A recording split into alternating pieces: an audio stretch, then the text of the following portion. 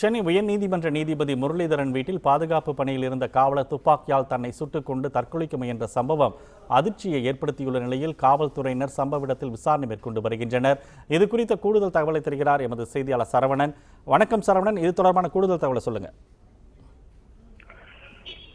சென்னை பசுமை வழிச்சாலையில அமைச்சர்கள் நீதிபதிகள் குடியிருப்பு எல்லாம் இருந்திருக்கிறது. இதுல உயர்நீதிமன்ற நீதிபதியாக இருந்த முரளிதரன் தற்பொழுது அவர் மணிப்பூருக்கு இடமாற்றம் செய்யப்பட்டிருக்கிறார் என்ற போதும் அவருடைய குடியிருப்பு இங்கதான் இருக்கிறது. இந்த குடியிருப்புல பாதுகாப்பு பணியில இருந்தவர் ஆயுதப்படை காவலர் சரவணன். இவர் கன்னியாகுமரியை சேர்ந்தவர். இவரும் திருமணம் ஆகாதவர். இன்று காலையிலிருந்து ஒரு பாதுகாப்பு பணியில இருந்திருக்கிறார். அவருடைய அந்த கார்டு ரூம் என்று சொல்லக்கூடிய அவருடைய பாதுகாப்பு அறையில அவர் துப்பாக்கியுடன் பாதுகாப்பு பணியில இருந்த பொழுது அவருடைய நெத்தியில் வைத்து அவர் பாதுகாப்பு பணிக்கு பயன்படுத்திய அந்த துப்பாக்கியை தனது நெத்தியில் வைத்து சுட்டுக் கொண்டுள்ளார்.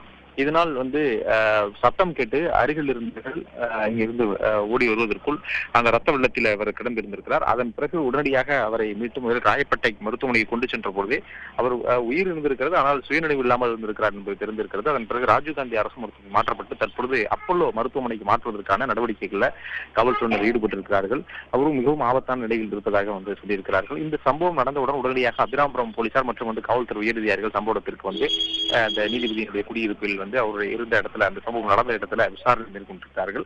இந்த இடத்துல இருந்து ஒரு கடிதம் கைப்பற்றப்பட்டிருக்கிறது. அவர் எழுதிய கடிதம் என்று கூறப்படுகிறது. அதிலே தன்னுடைய சாவுக்கு யாரும் காரணம் இல்லை, நான் தற்கொலை செய்து கொள்ளப் போகிறேன், தனது தாய் தந்தையரிடம் இந்த இன்சூரன்ஸ் காப்பீட்டு தொகையை வழங்க வேண்டும் என்றும், தான் இருந்த பிறகும் கூட தன்னுடைய எரித்தாலும் அல்லது தகனம் செய்தாலும் அடக்கம் செய்தாலும் என்னுடைய காவல்துறையுடைய சீருடையை கழட்டாமல் என்னை தகனம் செய்ய வேண்டும் அல்லது அடக்கம் செய்ய வேண்டும் என்று அவர் இதுதான் என்னுடைய கடைசி ஆசை என்று குறிப்பிட்டிருக்கிறார். எனவே காவல்துறையில அவருடைய வேலையின் மீது மிகவும் ஒரு ஈர்ப்போடு இருந்த ஒரு காவலர் ஏன் தற்கொலை செய்து கொள்ளும் கொள்ளக்கூடிய அந்த முயற்சியில அவர் ஏன் ஈடுபட்டார் என்ற ஒரு கேள்வி இருந்திருக்கிறது. மேலும் இதுபோன்ற ஆயுதப்படை காவலர்கள் இதற்கு முன்பும் சென்னையிலேயும் சென்னை புதுப்பேட்டை ஆயுதப்படை காவலர் பிரிவு, அதே போல பரங்கிமலை ஆயுதப்படை பிரிவு, இவற்றெல்லாம் துப்பாக்கியால் சுட்டுக் கொண்டு தற்கொலை செய்யக்கூடிய நிகழ்வுகள் இதற்கு முன்பும் தொடர்ந்து நடந்து கொண்டிருக்கிறது. அதற்கு பணிச்சுமையே காரணம் என்றும் சொல்லப்பட்டது. இந்த நிலையில இந்த காவலரும்